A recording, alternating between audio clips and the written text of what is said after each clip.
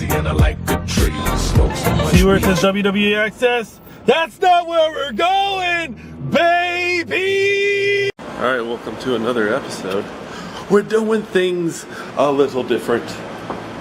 What's that little difference, you may ask? Well, we have a big event this weekend. As everybody knows, it is WrestleMania weekend, which is awesome. Want to make sure that everybody get to WrestleMania, watch WrestleMania only on the WWE Network, $9.99 actually. But we are heading down, not for the fan access, but we are going to Wrestlecon. Wrestlecon is it's another convention for located at level 2. I went too low. It's another convention where a bunch of wrestlers who've been in the WWE that are wrestling in Indies, wrestling in New Japan, they're all making their way here. This is actually a nice meet and greet for everyone. So let's go check that out. And this is where we're going, right there, Wrestlecon, Orlando, Florida. Let's go that way with the arrows. Doesn't look like there's a whole lot of people this morning.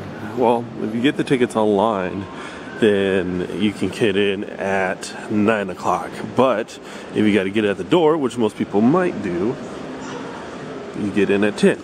So early entrance, definitely the way to go. Take a look, there's some of the people that are coming in. Right there, Greg the Hammer Valentine. Oh yeah. Just chilling. There's the Rock's dad. Oh yeah. They're all coming in here. Big names. Even with WrestleCon and live shows, just remember, just keep quiet. There's meetings in progress as we speak. Photo off there. You got Edge and Christian at 9:30. Rhea Torres, Lillian Garcia, Bobby Heeney, Candice Michelle, Demolition, DDP, Barbie Blank, Vicky Guerrero, Ric Flair, Lita. That's pretty cool. Look at this inside the convention hall already, early in minutes. Fantastic. Check that out.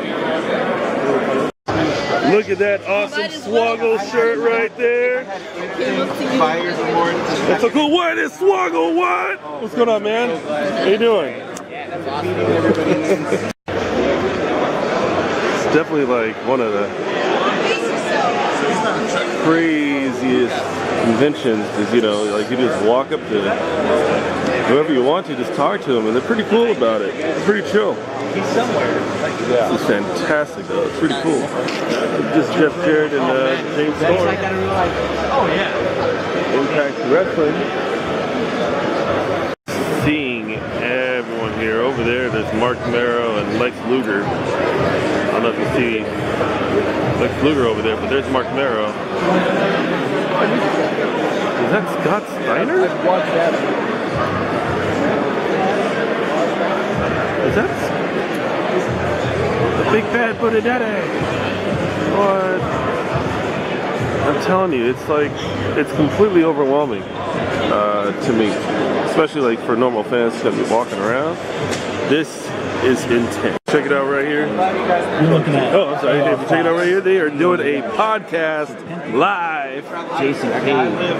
That's amazing. They even got their like sound stage over here, so no sound can penetrate. So I kid you not, this entire place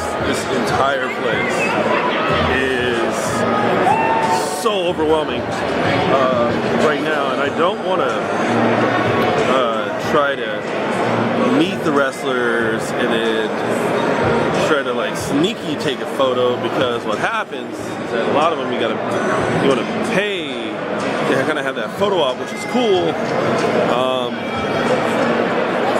But I think I might, you know, for a couple. It really depends. I mean, there's a couple of merch that I definitely want to take a look at, but I think as I'm sitting here and I'm walking around, it's very overwhelming.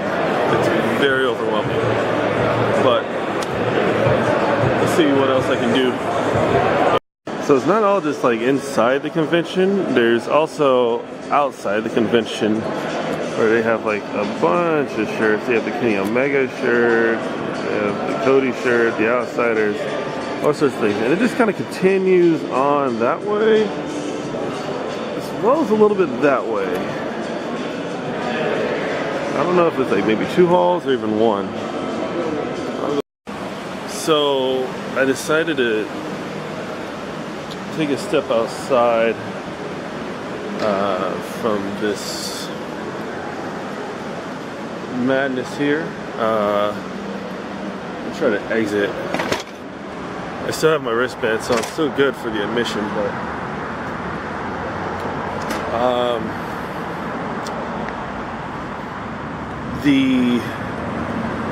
the actual Wrestlecon itself, it's a lot of fun. It's a lot of fun, actually. But I just want to kind of quickly give like my thoughts about exactly like kind of what is happening.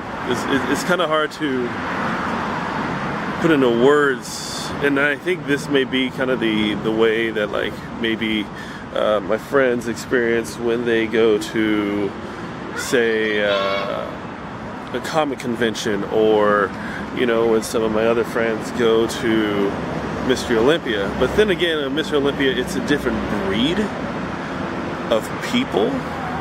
It's a different breed of people you meet. So for example, like Mr. Olympia, if I meet C.T. Fletcher, right? And if I can endure the lines, if I can endure the wait, I'll eventually get to take a picture with C.T. Fletcher. They're cool. And then they motivate you, and then they talk to you. Here's a little different. Now, most of the time, they will interact with you. They will talk to you. They will, you know, really kind of get to know you. But that's really as far as it goes, you know what I mean? So I got to walk around the convention floor and got to talk to a lot of the wrestlers and actually, you know, have that, you know, childhood fulfilled where you get to actually meet them. And most of them I have met them before. But they're not too keen on the camera, and they're taking photos of them. It's why so far you've probably just seen me, you've seen the convention floor, you've seen me kind of recording exactly just kind of like one broad shot, but not necessarily the people. And that's because, you know, when you think of the mindset, when you think of who you're dealing with, when you think about the wrestlers themselves, at the end of the day, they want to make money. Making money is the most important key to it all. So, you know, there's not really any exhibits, there's not really anything to see. They're selling stuff. They're selling merch. They use their own money to come out here, which is fine. And now it's just kind of in that recoup mode. So, you know, my apologies for not showing too much of my interactions with the wrestlers. It's a lot of money. It's a lot for people that you want to meet. But I will get some before. Champions, feuding with the Russians, feuding with the Midnight Express. Was there ever a time where you guys wanted to be the bad guys? No. But you know what? I got caught in the middle. Robert got in, and I was there. And they turned me here to be in the York Foundation, which I had a fun time doing it. But as soon as Robert come back, I turned back, and Robert and I headed to Smoky Mountain Wrestling. Dude, one of the greatest wrestling territories I've ever been involved with and part about. Is it when you tell some of the younger guys today what it was like in some of those matches? Hey, I got a question for you. What was it like first time you wrestled Rock and Roll Express? I'm gonna tell you this, as a guy who was greener than grass when I went to Smoky Mountain Wrestling. Rephrase that. Greener than Al do. Okay, you know, greener than new shit, as we say in the business. These guys took me under their wing, and all the matches you saw me have in WWE and WWF and All Japan, wherever I went, the foundation came from these two right here, because they gave me the tools to be in this business. Thank you. I love them. And when you were saying that first night you guys were in the NWA and you wrestled the Russians with the tag team titles, I'm a 13-year-old boy. I'm sitting at home. I'm watching, I don't know if it was Point the Ton or whatever on WWF. I changed the channel and I'm watching a 45-minute for the NWA World Tag Team match for the titles. And I'm watching these two get their asses beat. I remember going to my mom going, Mom, I found real wrestling. I found real wrestling.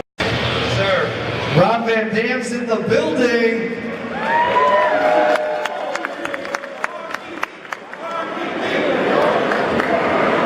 Good times, Rob Van Dam, good times. Sounds like my mic's too loud.